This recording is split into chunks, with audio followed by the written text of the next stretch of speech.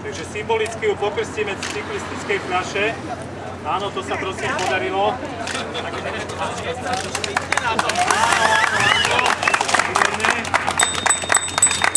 Teraz nasleduje tá akcia.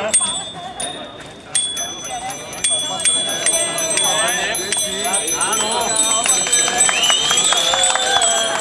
Priatelia, vážení páni starostovia, vážení páni poslanci, ale najmä vážení cyklisti, ja vás chcem osloviť pri tejto, ja si dovolím povedať, slávnostnej príležitosti, pretože je tak trošku slávnostná v tom, že mení sa filozofia vedenia mesta vo vzťahu k cyklistickej doprave, zmenila sa voľbami minulého roku, máme podporu aj v poslaneckom zbore, nie je to len otázka zmeny na poste primátora, ale je to zmena filozofie, ktorú sme spolu vyjadrili v niečom, čo sme nazvali priority Bratislavy na toto volebné obdobie, a tam sa veľký dôraz kladie na zvyšovanie podielu cyklistickej dopravy.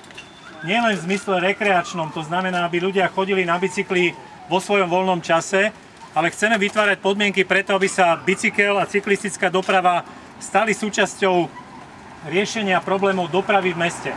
Pretože cítime, že Bratislava je zahltená autami a vytvárať ďalšie a ďalšie priestory pre autá nie je riešenie, pretože tých aut bude len pribúdať a budeme ich mať stále viac. My chceme vytvárať priestor pre verejnú dopravu, alternatívnu dopravu, to znamená bicykle a pešiu dopravu.